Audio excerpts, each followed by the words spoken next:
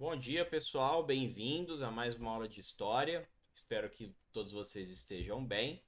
A partir desse momento, a aula está sendo gravada, tá?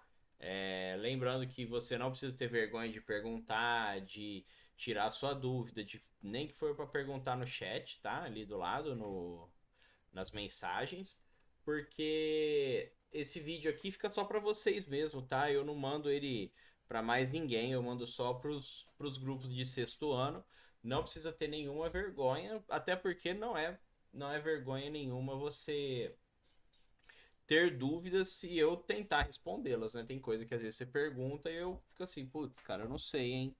Às vezes acontece, mas a gente faz de tudo para responder, para buscar a resposta. Bom, nós vamos começar corrigindo. Mais gente chegando. Nós vamos começar corrigindo a aula passada, tá? Que era a nossa aula 18, mais pessoas chegando. Bem-vindos, quem estão chegando agora, muito bem-vindos. Nós vamos corrigir a nossa aula anterior, tá? Eu vou compartilhar com vocês aqui. 18.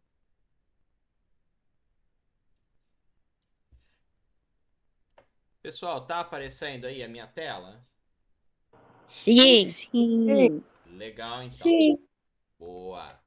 Então vamos lá, ó. Você colocando seu e-mail, seu nome, a sua série. Isso vocês já sabem de cor, né? Então vamos lá, questão um. O que foram as guerras púnicas? Alguém me fala o que foram as guerras púnicas, pessoal? Foi um conflito entre Roma e Cartago. Muito bem, exatamente, né? Conflito entre Roma e Cartago. Cartago, uma civilização do norte da África ali, né? Pegava uma faixa litorânea bastante grande ali do norte da África ali, que era a costa ali do Mar Mediterrâneo, e Roma entrou num conflito, um conflito bastante importante entre duas civilizações bastante grandes, bastante beligerantes, né? 2. Cite duas consequências do expansionismo romano. Alguém me cita uma? Alguém sabe?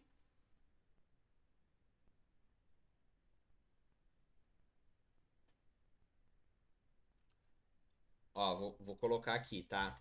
Aumento do número de escravos.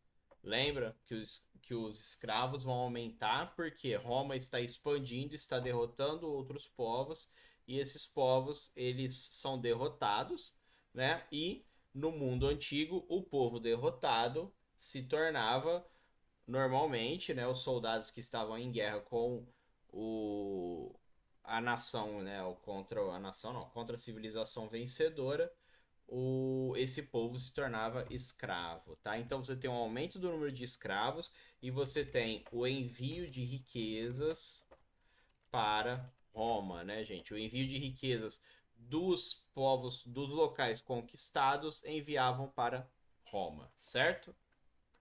Agora vamos lá. Certo. Alguém tá chamando? Eu coloquei diferente, um pouco diferente. Eu coloquei, Fala pra porque mim. eu falei assim, eu coloquei envio de riquezas das áreas conquistadas para Roma e Isso. emergências e protagonismo de poderosos chefes militares. Exatamente, porque a gente tem várias consequências, né? Não é somente essa consequência. Então, é assim mesmo, tá? É, vão ter respostas diferentes. Lá no slide tem várias, deve ter umas 5, 6 consequências por aí. Então, vocês têm várias opções para colocar. Eu coloquei essas duas, foram as primeiras duas que vieram na minha cabeça, né?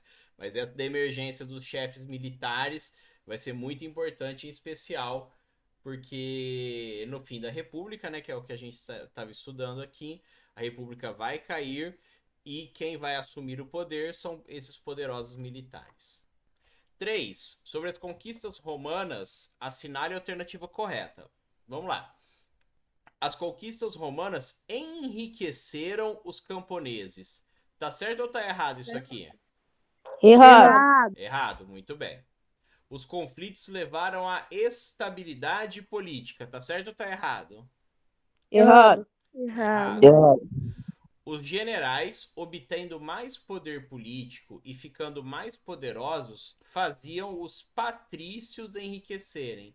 Verdade ou Errado. mentira? Mentira. Mentira. Mentira, isso aqui não, Mentira. que os patrícios ficaram mais ricos, e isso é verdade, mas não foi pelos generais obterem mais poder político, tá? Com as consequências romanas, patrícios e homens de negócios se enriqueciam, enquanto camponeses empobreciam, o que gerava conflitos sociais. Essa tá certa, né? Se as duas Tá. estão tudo errado, essa está correta. 4. Pesquise e escreva o significado dos termos reforma agrária e aristocracia.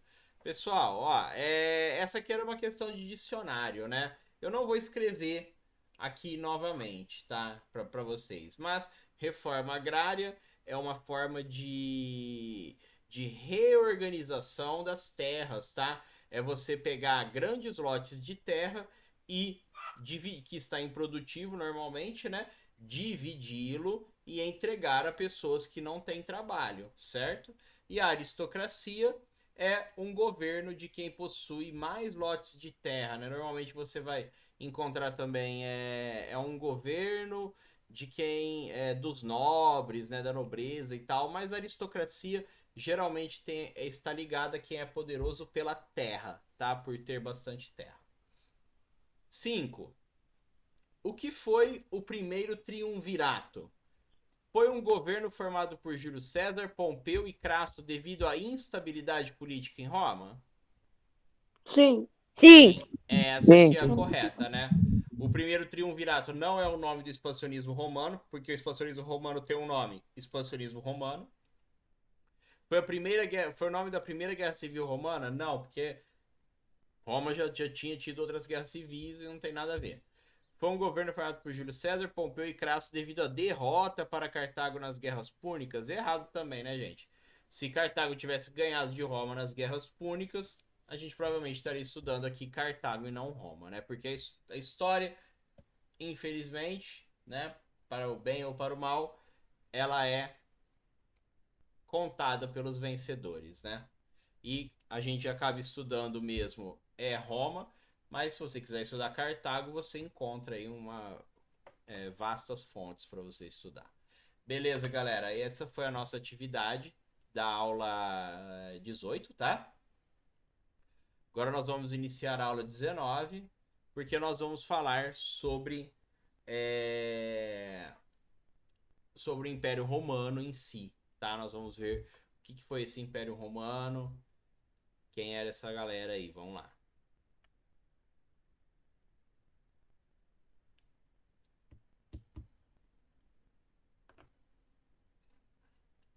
Apareceu aí? Sim. Sim. Beleza. Sim. Então hoje nós vamos falar sobre o Império Romano, tá aí, né? Essa imagem de trás aí é a imagem de um jogo, tá? Chama Rome Total War, né? Roma, Guerra Total chama. É um jogo de estratégia de computador, tá? Eu nem gosto muito desse jogo em si, mas eu achei a imagem bem legal. Eu tenho uns amigos que são fissurados nesse jogo, eu em si não gosto tanto. Mas é legal porque tem aí um soldado romano, né? Um legionário, né? Bem vestido a caráter aí, bem bacana. Eu gosto dessa imagem bastante. Vamos lá. Bom, vamos lembrar, hein, pessoal? Nós estamos falando agora já do terceiro período da história da Roma Antiga, né?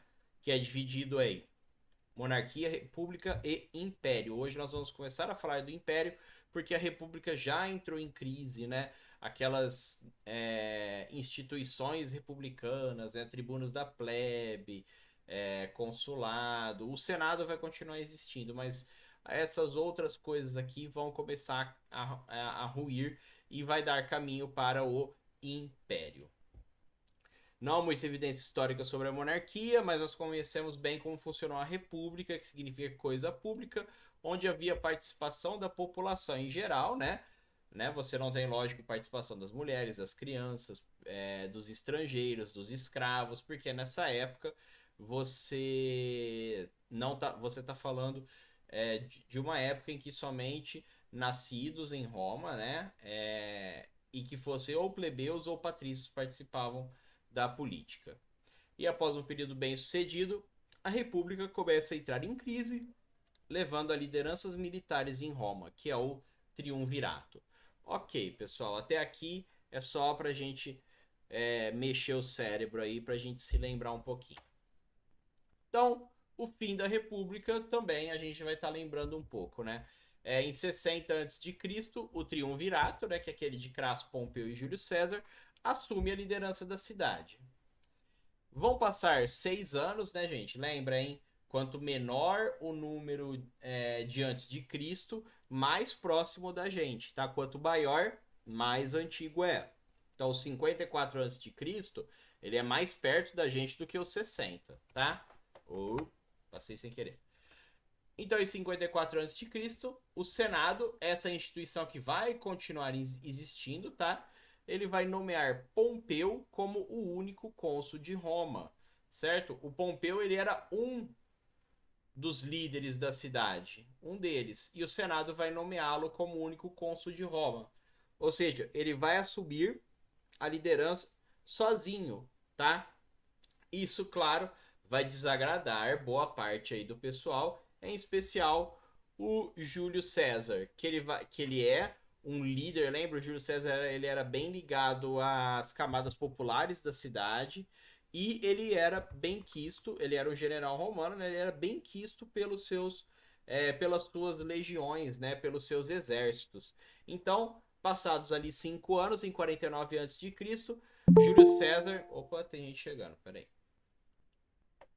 Olá, bem-vindo.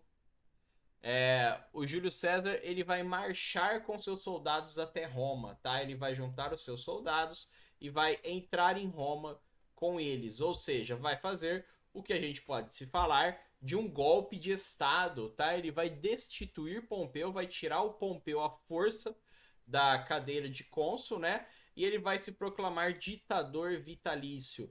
Lembrem-se, pessoal, que o ditador, ele antes era um cargo que o Senado indicava por um curto período de tempo para conter alguma crise econômica ou social, né? Aqui as coisas vão se inverter um pouco. O próprio Júlio César, que nesse momento ele só era um general romano, ele vai se proclamar, ele vai a si mesmo se chamar de ditador vitalício, gente. Vitalício é para a vida inteira, ou seja, ele vai se tornar aquele que manda para o resto da vida, segundo ele mesmo, tá? É, é bastante emblemático isso, né? Marchar com soldados dentro da cidade de Roma para tomar o poder. E Júlio César tinha poder para isso, né? É... E em 44 a.C., poucos anos depois, o Júlio César vai ser assassinado em pleno Senado romano. Ou seja, ele vai entrar no Senado e vai ser assassinado. É o famoso, quem já ouviu essa expressão? Até tu, Brutus. Quem já ouviu? Eu.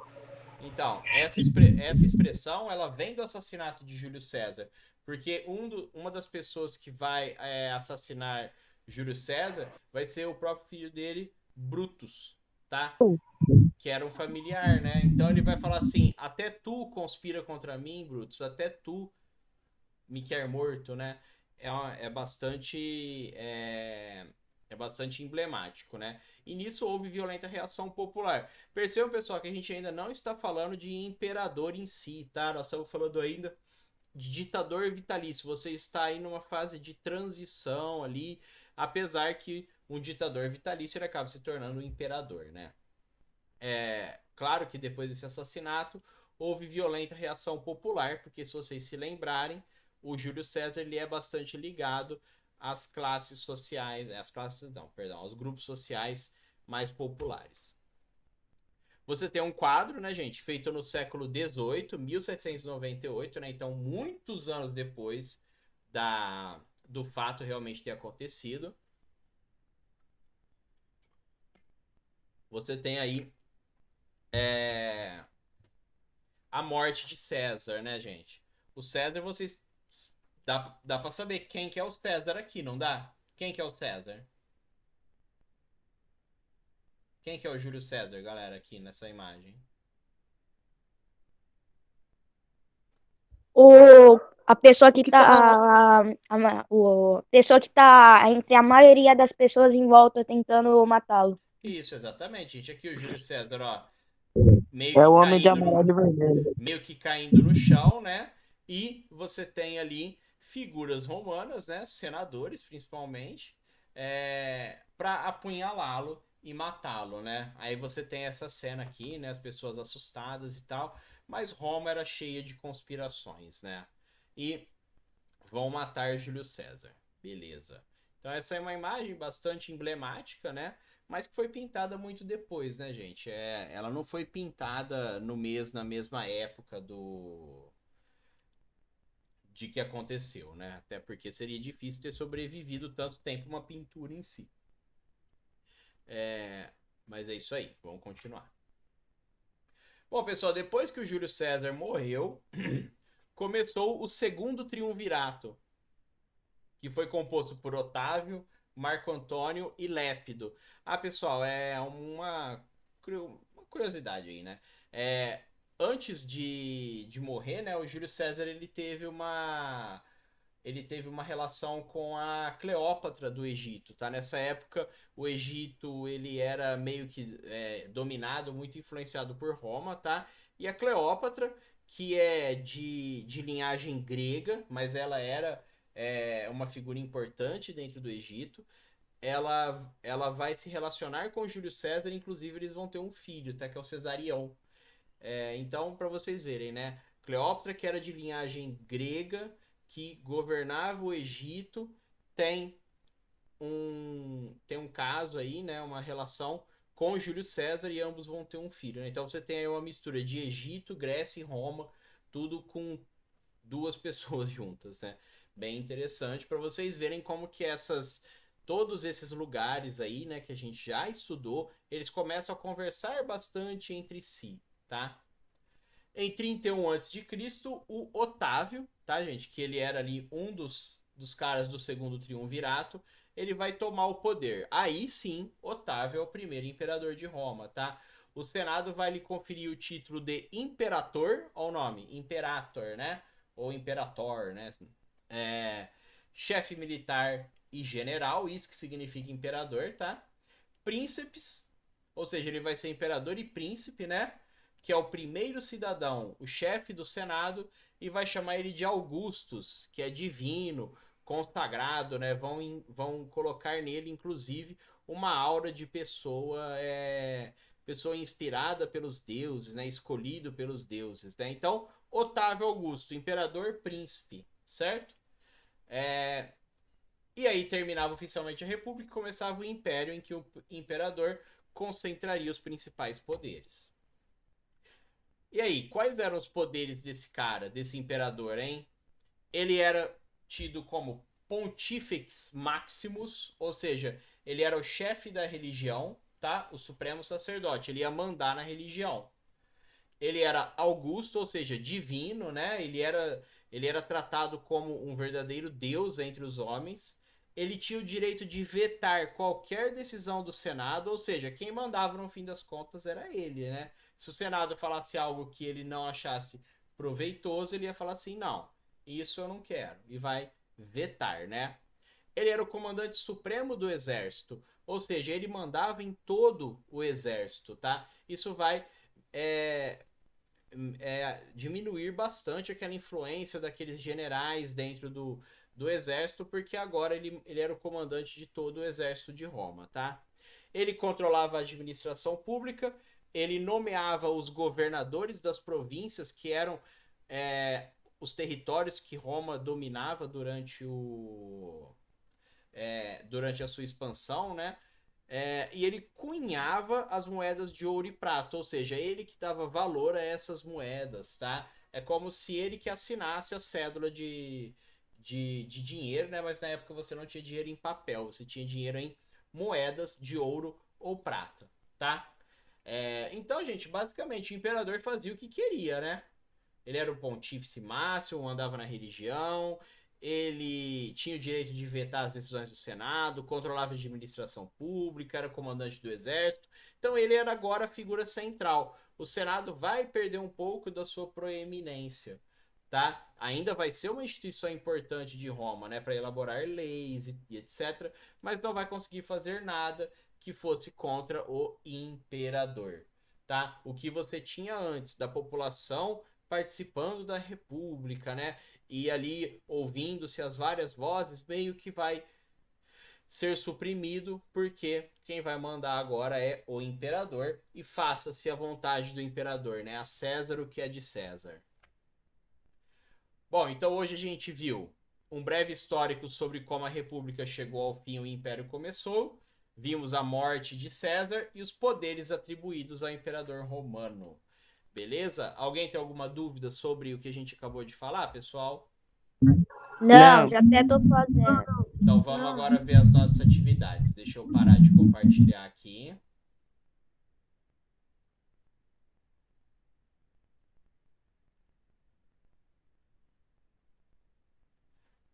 Tá abrindo aqui. Apareceu aí, pessoal?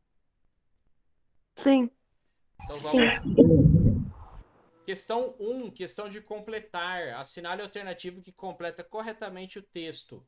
Em 60 a.C., o tralalá assume a liderança da cidade. Então você tem que prestar atenção nas datas aí, hein, galera? Em 49 a.C., Júlio César destitui Pompeu, que havia sido nomeado único tralalá de Roma, e se proclama blá blá blá vitalício. No entanto, em 44 a.C., Júlio César é papapá. Então, você vai ver aqui qual dessas alternativas encaixa certinho cada palavra nas lacunas, né? 2. Observe a imagem abaixo, pintada por Vincenzo Camuccini em 1698, que retrata algo ocorrido no século I a.C. para responder as questões a seguir. Então, você tem aqui aquela foto, né? Aquela pintura que a gente viu antes. Então, vamos lá. Descreva com suas palavras o que está acontecendo na imagem. Relate também como as pessoas estão reagindo. Gente, eu quero com a palavra de vocês, tá? Não adianta você ir lá no Google e achar uma interpretação da imagem, tá?